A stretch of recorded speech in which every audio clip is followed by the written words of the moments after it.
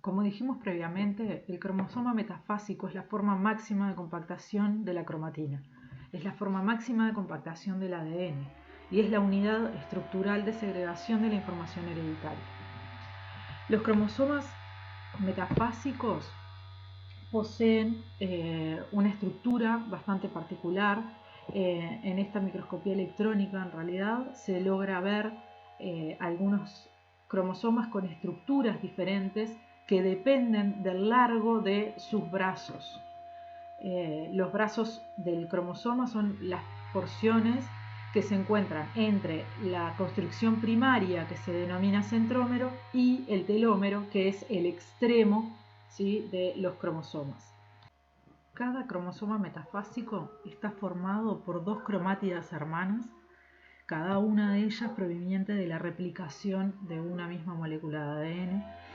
Estas cromátidas hermanas, a su vez, cada una posee dos brazos, uno corto y uno largo, que dependen de la posición del centrómero, si su longitud es similar o muy diferente.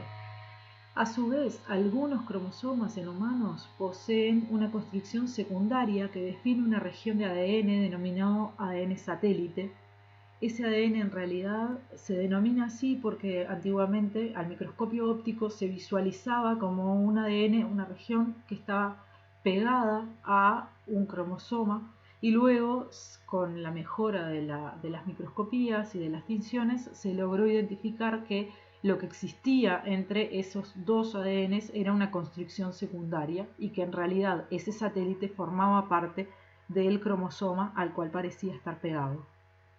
Estas regiones de cromosomas satélites contienen en humanos los genes que codifican para los ribosomas y se denominan regiones organizadoras de nucleolo. Un cromosoma es una unidad funcional de información hereditaria.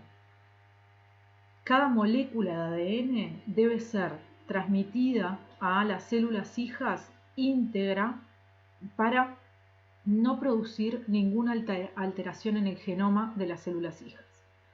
Estas moléculas de ADN, que en este esquema se muestran como esta doble hebra, poseen en sus extremos las secuencias teloméricas, que son secuencias repetidas, que son replicadas o duplicadas por una enzima particular que vamos a ver más adelante durante los teóricos, y a su vez deben poseer orígenes de replicación para que estas moléculas puedan ser duplicadas durante la fase de síntesis del ADN en el ciclo celular, y deben tener también secuencias centroméricas a las cuales se unen las proteínas del cinetocoro durante la mitosis para poder dividir estos cromosomas hacia las células hijas y que cada célula hija obtenga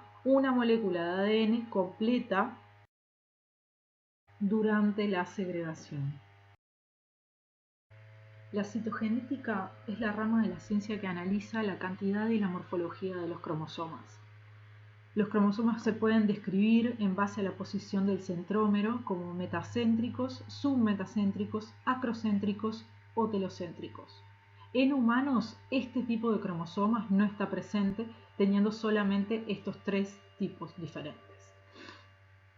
A su vez, los cromosomas se ordenan en lo que se define como cariotipo por su tamaño, por la posición del centrómero y por la presencia de construcciones secundarias y por el patrón de bandeo. Este patrón de bandeo específico de cada cromosoma depende de la compactación de la cromatina y es revelado en el cromosoma metafásico por el tratamiento desnaturalizante o enzimático de los cromosomas y su posterior tinción. Existen diferentes técnicas de bandeo cromosómico que revelan diferencias estructurales en la cromatina que constituye cada una de las bandas. Por ejemplo, si los cromosomas metafásicos son tratados con algún tratamiento enzimático capaz de digerir proteínas, por ejemplo, o desnaturalizados, lo que va a suceder es que la cromatina, que está más accesible, va a ser degradada más rápidamente que la cromatina más compactada.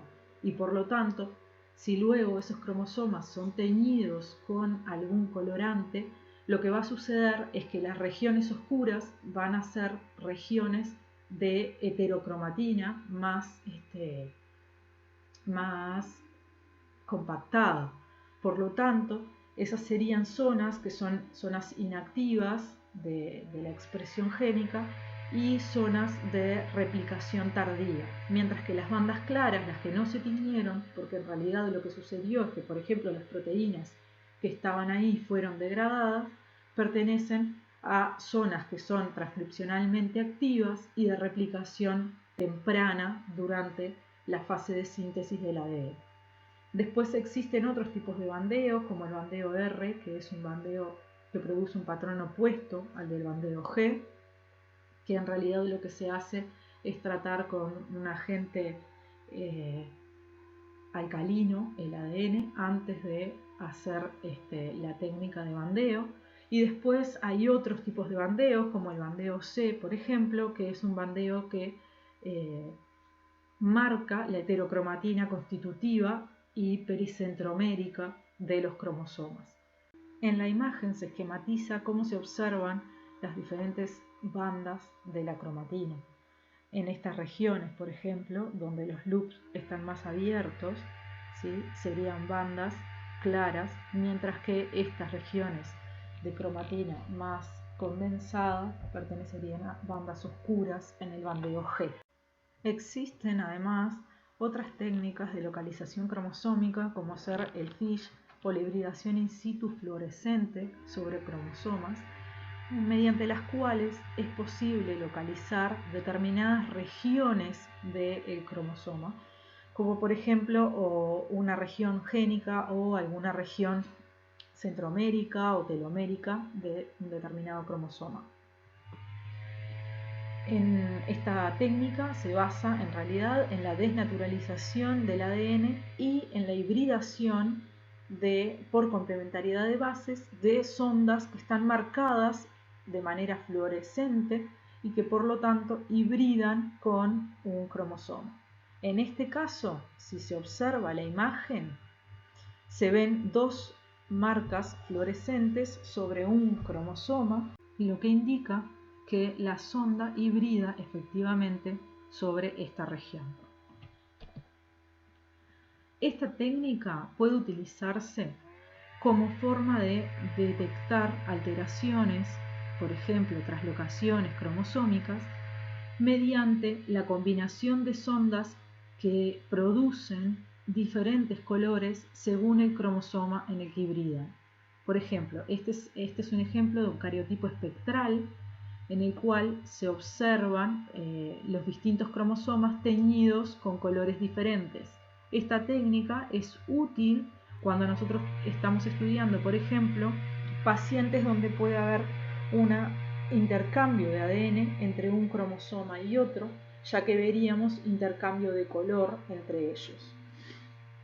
Algo que es interesante es observar también que en el núcleo en interfase que se ve en esta figura pueden verse lugares de distintos colores, ¿sí?, indicando que existen territorios cromosómicos en el núcleo en interfase. En la figura de la derecha se muestran los distintos niveles de compactación de la cromatina. Si observamos la figura de la izquierda, es simplemente un esquema de una representación esquemática de cómo se vería el ADN en la célula si no estuviera compactado, en la compactación obtenida por la unión de las histonas, ¿sí?, la fibra de 10 nanómetros o 11 nanómetros, y cuando la histona H1 está presente, que se forma la fibra de 30 nanómetros. Esto sería la estructura de cada uno de los bucles formados. En violeta y en verde se muestran las compactaciones debidas a la unión a la matriz nuclear y al scaffold y a las histonas. mostrándose el grado de compactación obtenido.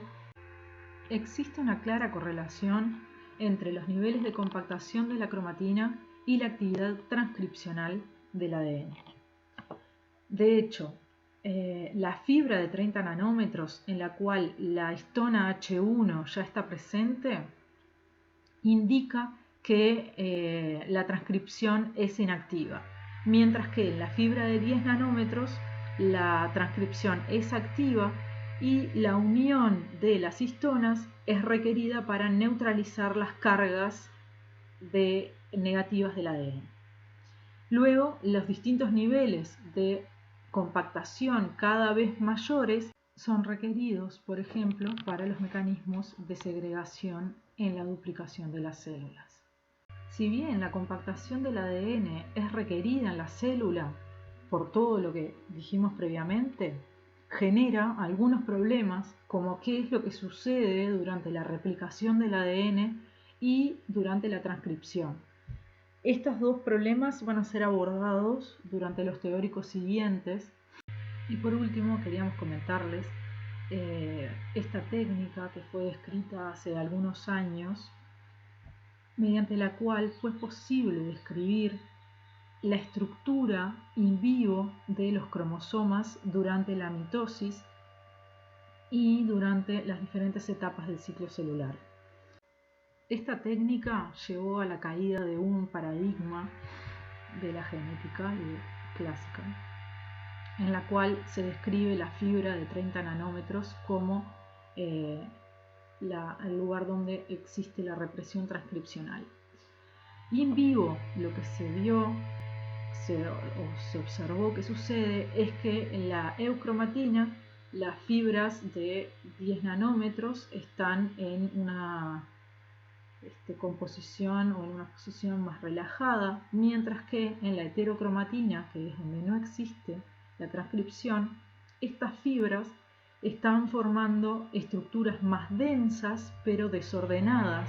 No llegarían a formar nunca la estructura de la fibra de 30 nanómetros que se observa cuando se hacen estos ensayos in vitro.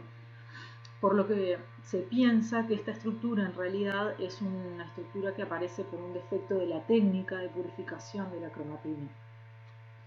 Así que si bien en los libros se sigue describiendo esta estructura como existente y como regulatoria, en realidad lo que sucede en la célula es esto. Y simplemente con esto queríamos finalizar comentándoles que día a día se van describiendo y descubriendo cosas nuevas y que en biología todo puede cambiar de un día para el otro.